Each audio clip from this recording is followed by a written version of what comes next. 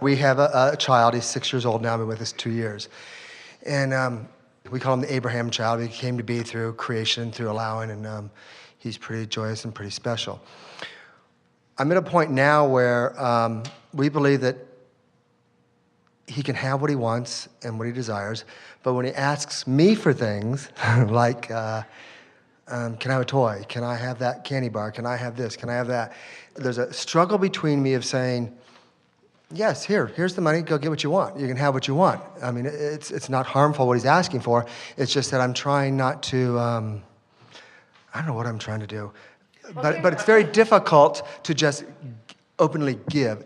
And yet, in my Abraham teachings, I think he should be able to have what he wants. If we have the means to give to him anything he wants, and it's not harmful, I'm torn between, why can't he have it? But then I go, but wait a minute now, can you just openly give like that to a child? Well, it sounds like we're on the brink of uncovering another flawed premise. Spare the rod, spoil the child. Yeah. You've been beating him up a lot lately? In other words...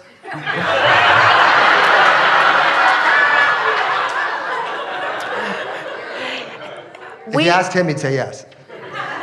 We realize that this is a premise that you got from us. In other words, you've heard us say on endless occasions that when you do for someone else, it's like saying, I do for you this thing you cannot do. And so that's the contradiction that you're feeling within yourself. You want to be an avenue for inspiration, but you don't want to be the only vortex through which his well-being flows. But if he is asking from a place of pure expectation, and you have an impulse of wanting to offer, then you are just a compliant component of the universe. In other words, you and your means have been drawn into his vibrational escrow, and you are one of the cooperative components in helping him to achieve whatever it is that he is wanting. So we would say to you, the only thing that you want to be aware of is if you are giving from your desire to give, not from your responsibility to give, it can never get out of whack. In other words, if he asks from his place of pure wanting and pure expectation, you can hardly deny it. But if he gets out of whack and is wanting because it will fill a void for him and he's feeling needy, so to you it feels off, then it's off. Or he sometimes is asking from a place of thinking, I'm not going to give. So he's not aligned in his asking there either. Precisely. And you don't want to upset his apple cart by showing him a flawed premise. In other words, if he's in this place where he doesn't expect you to give it, and you override your guidance and his guidance and give up the goods, you are presenting to him a flawed premise, and that's what's bugging you. Yeah, it's difficult. So what you want to constantly say to yourself, to him, to anyone, is when you're tuned in, you are undeniable. And I and all other components of the universe have to yield to you. But when you're not tuned in, when you're begging, when you're pleading, when you're needing, when you're asking from a place of not being lined up with it, then it doesn't happen as easily. Here's what you basically want to convey, whether he's old enough to hear it through your verbal description or not. But this is the premise that you want to convey through the clarity of your example. This is you. It's my intention to be so in tune with my source that anything that matches that brings us all to that same vicinity and it unfolds. But I do not want to be someone who tries to compensate for your misalignment. So your alignment is what I always strive for. Your alignment is your greatest gift to you, your greatest gift to me. My alignment is my greatest gift to me, my greatest gift to you. And that's what I'm wanting to demonstrate. And then you can do it in a way that he will come to understand when you just ask the simple question, what is it you want and why do you want it? And as he defines, he wants it because he doesn't have it, then you want to playfully laugh and say, well, that's a screwy reason. When you want something because you don't have it, then I'm inspired to add to the not having it part instead of the having it part. But when you want something because it'll be fun, then I'm inspired to be in on that. In other words, that's sort of what you want to show him. And he's already begun to pick that up, but because you're not utterly consistent, he's confused. You're right. You're right. Yeah, I felt like I was in the way of his creation somehow. Well, you could say to him, if you'd leave me out of your equation, you could probably create way bigger. Well, that's what I thought. He could just have it. Why am I in there? Because it's fun. Why is he in your life? Because it's fun. In other words, you were all in each other's vibrational escrows, and law of attraction brought you all together, and law of attraction's bringing all that other stuff together too, and it's fun. You see, but there is a premise that is flawed that goes like, I don't want to spoil him, and I don't want to give him the feeling that he just has to ask for it and I'll give it to him. And we say, why not? Well, because I might be there and my love for him, I might always give it to him. But when he gets out in the real world, he'll be ill prepared for the real world. And we say, he won't be ill prepared for the world that law of attraction sets up with him if you don't give it to him if he's not in alignment.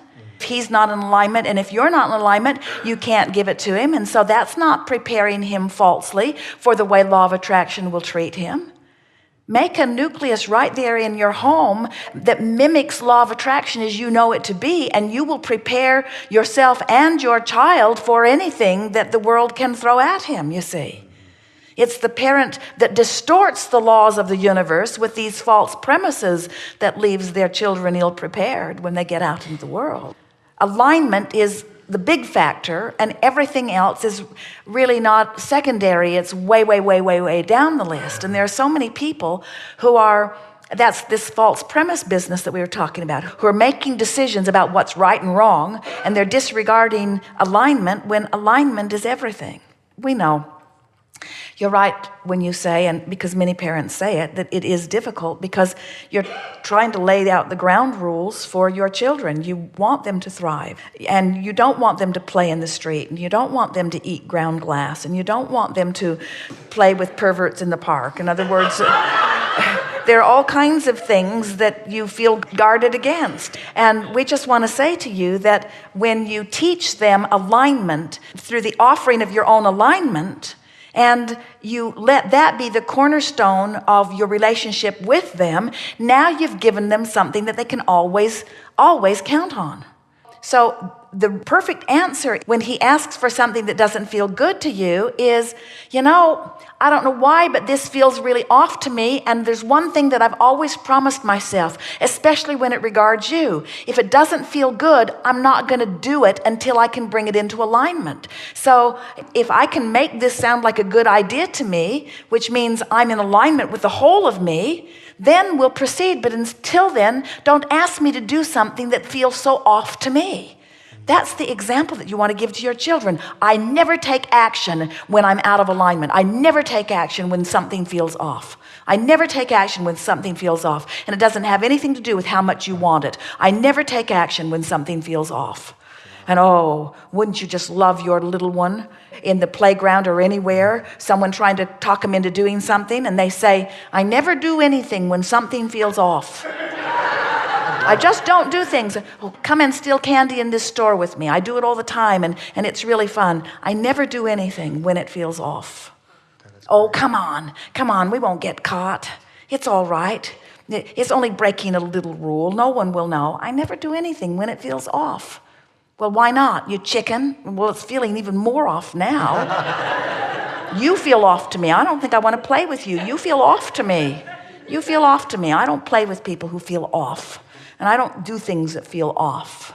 I'm addicted to alignment. I learned it from my dad.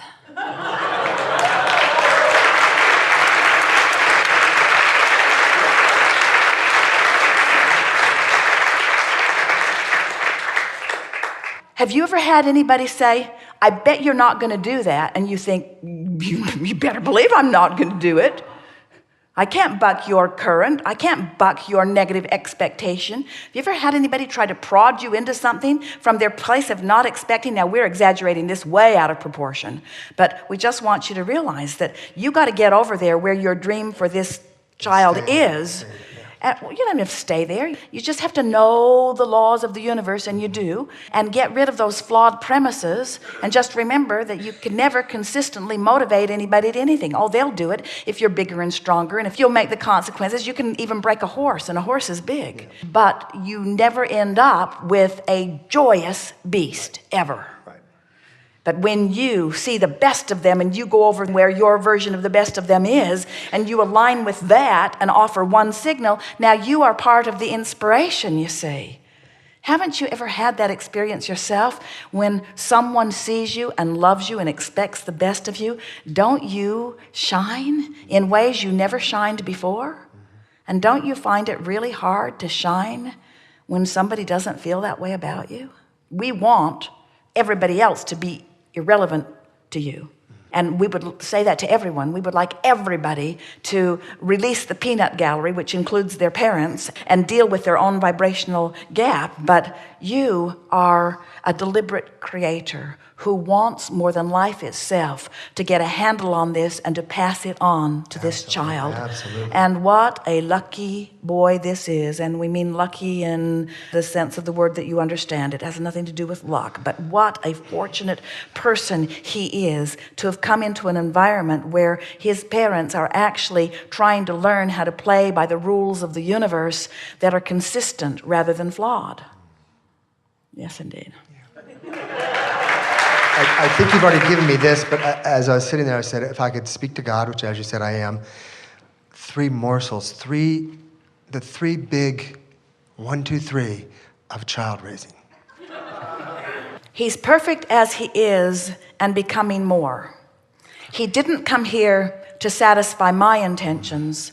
It's my job to work what he does around in my mind so that I feel good. It's not his responsibility to please me. That was 4, but... Thank you.